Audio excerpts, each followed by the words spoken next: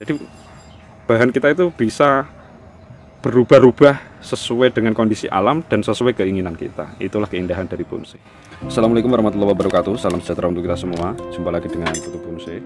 Depan kita ini ada satu bahan, yaitu loa, kawan.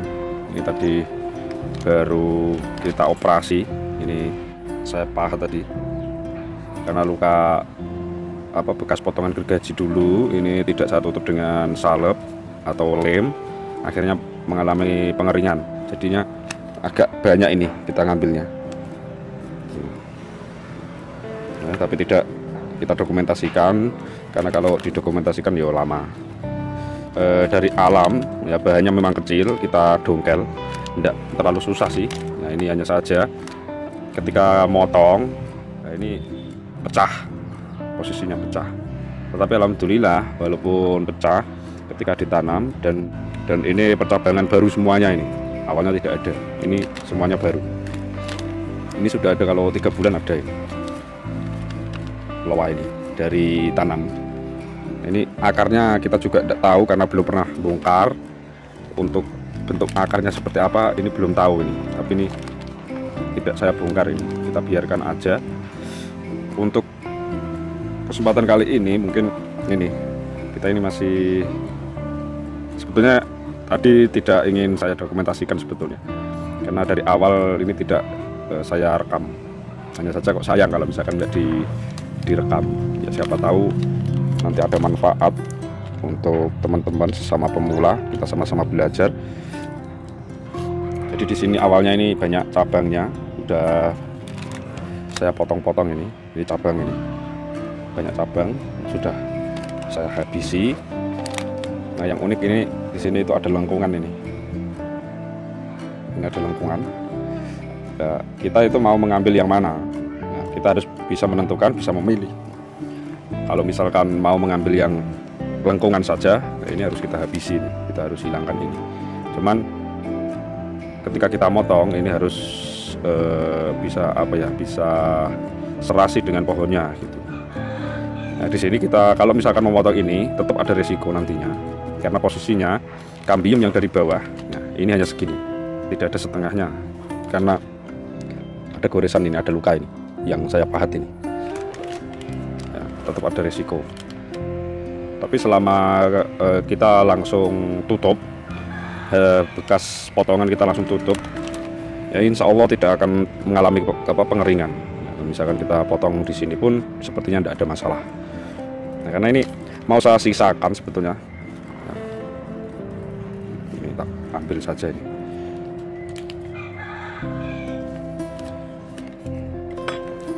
Sebetulnya ini mau saya biarkan, cuman posisinya ini lurus, jadi tidak ada gerakan dasarnya. Nah, kalau mau ngambil gerakan dasarnya itu yang ini bagus. Jadi pada kesempatan kali ini kita akan benahi supaya untuk kedepannya bahan bonsai loa ini bisa tumbuh lebih bagus lagi, karena sudah dikonsep dari awal. Jadi kita potong saja ya, sambil belajar kawan, terus terang. Di sini kita sama-sama belajar ini. Walaupun teman-teman ini sampai pusing saya ini, banyak yang bilang master, banyak yang bilang suhu.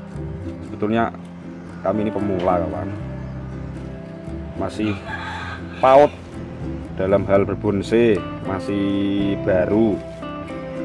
Jadi kita belajar ini. Nah, ini nanti kita akan stack ini. Walaupun bahan seperti ini, suatu saat pasti akan jadi bahan yang bisa kita manfaatkan, bisa kita bentuk untuk belajar lagi. Ya, tinggal ini bekas potongan kita rapikan supaya nantinya itu tidak mengalami pengeringan.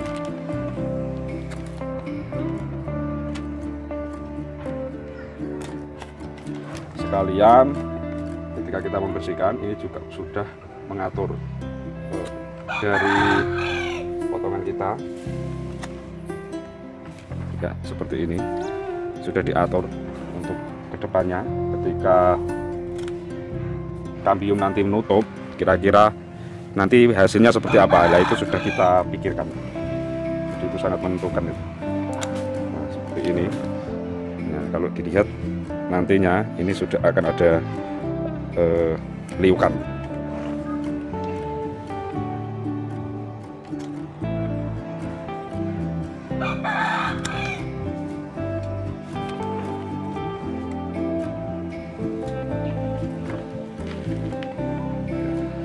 Suatu saat jika ini nutup, ini akhirnya ini ada liukan ke sini, kemudian naiknya ke sana.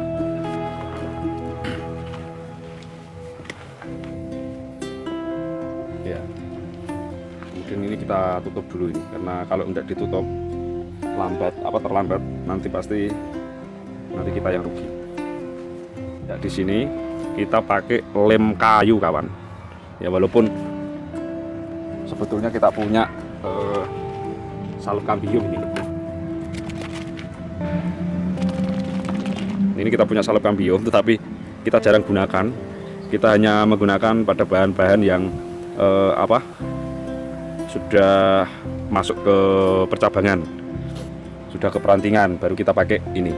Kalau untuk bahan-bahan baru kita pakainya lem supaya lebih irit, karena tujuannya itu sama.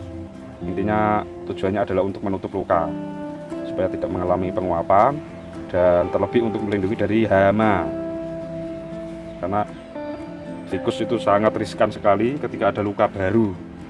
Nah, sebetulnya ini ada cabang yang dominan ini, yang tumbuh dominan ini. Nah, ini tumbuh dominan.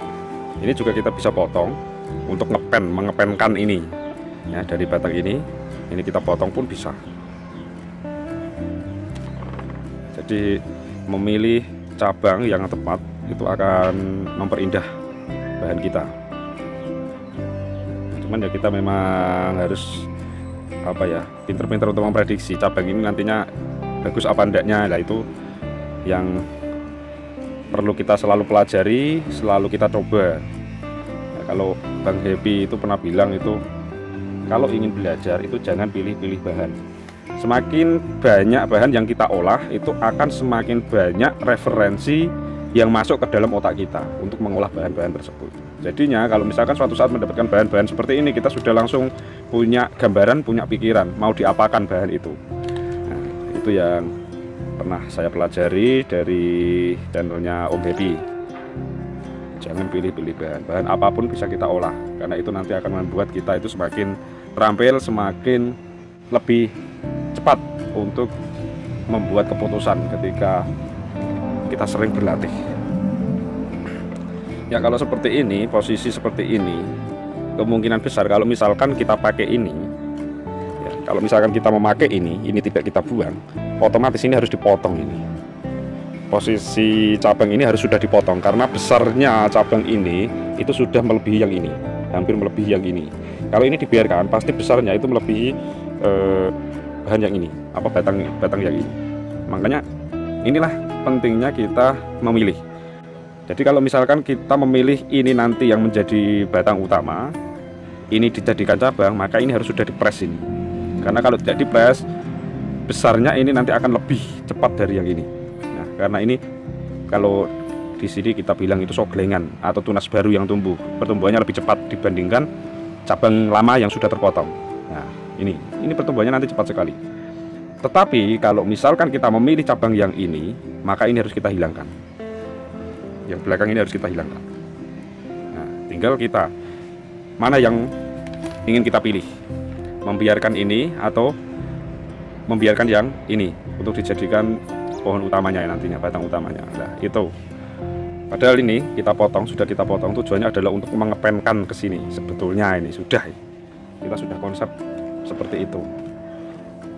Ya, jadi ini kita sudah potong tadinya. Nah, kita sudah pikir-pikir sebetulnya ini nanti untuk cabang seperti ini sebetulnya. Cuman ya kita masih mencari-cari yang terbaik untuk pohon ini, untuk bahan bonsai ini. Nah, ketika kita sudah menentukan posisi awalnya, tinggal kita menunggu perkembangan dari pertumbuhan bahan bonsai loa ini.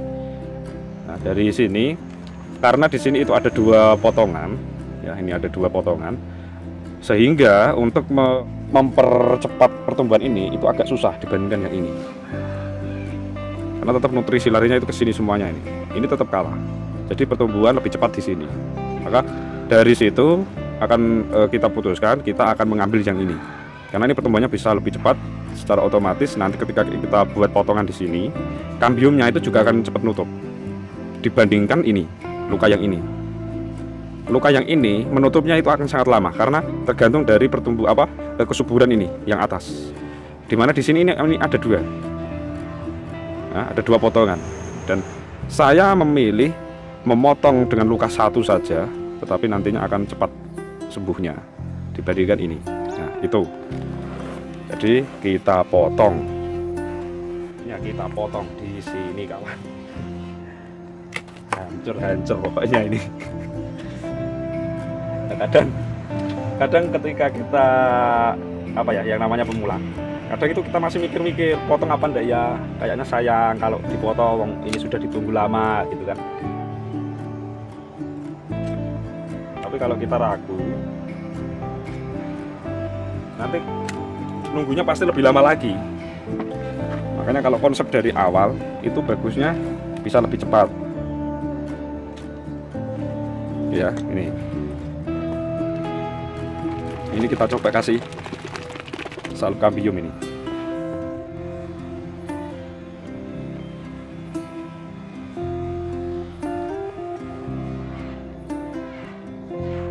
Nah, ini perbedaannya dengan salbutamol. Perbedaannya itu yang salbutamol itu agak cair, kawan. Ini posisinya ini agak cair dibandingkan dengan yang lem buatan ini. Nah, jadinya seperti ini. Kita hajar habis, tetapi semoga untuk kedepannya ini nantinya bisa bagus. Kita belum tahu ini yang bawahnya seperti apa, cuman ini karena cabangnya baru segini, nah ini enggak terlalu kita jadikan permasalahan karena ini masih nunggu pertumbuhan panjang inilah. Oke, tapi kita tetap kasih sedikit gerak dasar supaya nantinya lebih terarah lagi. Kita kasih gerakan dasar awal saja.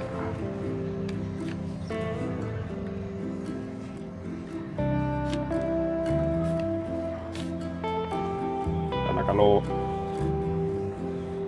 kita sistemnya ingin membuat sesuai aturan dalam berbonsai itu kan dari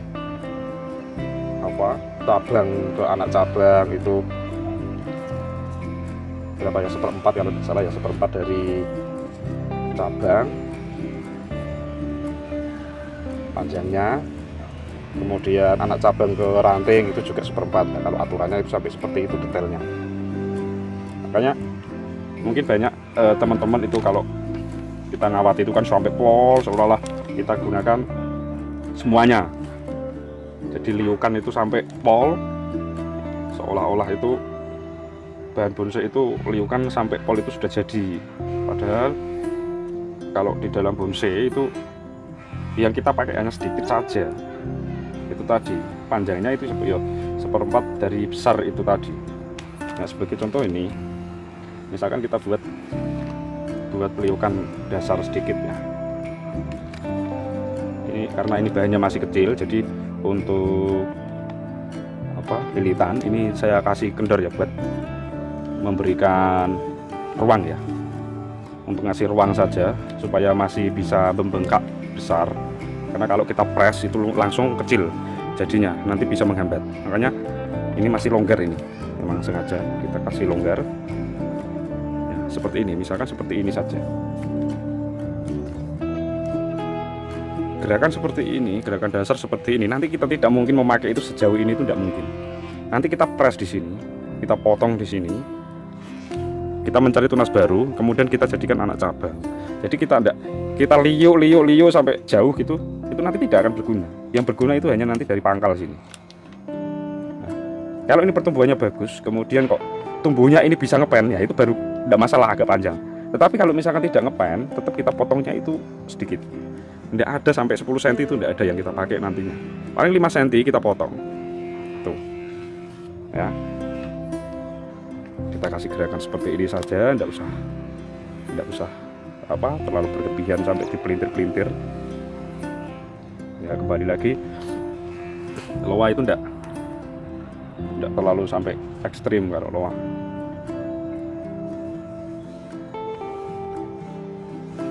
Seperti ini aja. Tetap nanti yang kita gunakan itu nanti ya paling segini. Suatu saat ini kita potong di sini. Kita potong di sini, kita buat anak cabangnya.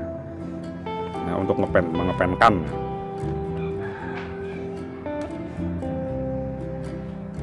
Ya, setiap ini peliukan ini kita coba itu selalu dinaikkan ke atas, karena kan pertumbuhan yang paling bagus itu tetap ke atas dibandingkan ke samping. Ya. Kemudian untuk yang ini kita kasih sedikit juga, gak meri kancane dikai kawat, dikai kemudian meri kecil ya apa-apalah.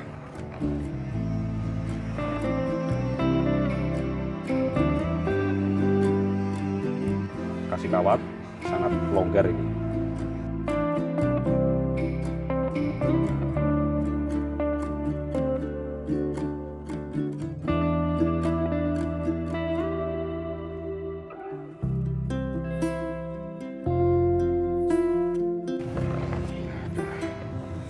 Ini udah cukup ini. Nah, ini yang kelihatannya kita longgarkan ini. Karena terlalu kecil, cabangnya ini terlalu kecil. Jadi kita buat longgar. Mungkin itu yang bisa kita bagi, bagaimana kita memilih cabang-cabang yang ingin kita besarkan, dan bagaimana kita memberikan gerak dasar dari bahan bonsai loa. Karena ternyata sebetulnya untuk bahan bonsai itu tidak terus dipakai semuanya, tidak, karena masih banyak tahap di mana kita nantinya ketika membentuk dari cabang ke anak cabang itu mengepenkan anak cabangnya, kemudian ketika sudah anak cabang itu ke ranting, itu dipenkan lagi. Jadi tetap akan ada pemotongan terus. Jadi prosesnya ini masih panjang, masih lama. Jadi kalau kita berpikir membuat bonsai itu pengen cepet ya memang kadang kita memang bisa mengatakan bahan bonsai yang kecil prosesnya lebih cepat, iya betul. Tetapi tetap prosesnya itu tidak bisa yang kita kira. Mungkin kalau misalkan kita membuatnya itu yang penting diliuk terus kita bisa menyebutnya itu bonsai, ya sah-sah saja lah. Bagaimana kita mendeskripsikan tentang bonsai itu ya. Cuman kalau misalkan kita acuannya itu adalah aturan bonsai, ya tetap prosesnya itu lebih panjang lagi. Mungkin kita bisa mempelajari dari master bonsai, dari PPBI, aturan-aturan dari PPBI seperti apa tentang bonsai. Ya dari sana kita nanti akan banyak wawasan tentang bonsai, sehingga kita akan mengetahui tidak semudah yang kita bayangkan atau yang dibayangkan orang. Ketika sudah dikawati diliuk-liuk itu sudah disebut bonsai gitu. Karena bonsai itu memang kalau kita bilang itu adalah seni hidup, dimana kita bisa berubah-ubah. Misalkan kondisinya saat ini seperti ini, suatu saat ketika kita ini potong, ini juga akan berubah dan sah-sah saja. Karena kalau misalkan ini kita jadikan batang nanti ke sini dibuat slanting pun bisa gitu. Ini dijadikan naik itu bisa. Jadi bahan kita itu bisa berubah-ubah sesuai dengan kondisi alam dan sesuai keinginan kita. Itulah keindahan dari bonsai. Oke, sampai jumpa di video-video berikutnya. Wassalamualaikum warahmatullahi wabarakatuh. Mantap, sukses terus untuk teman-teman semuanya.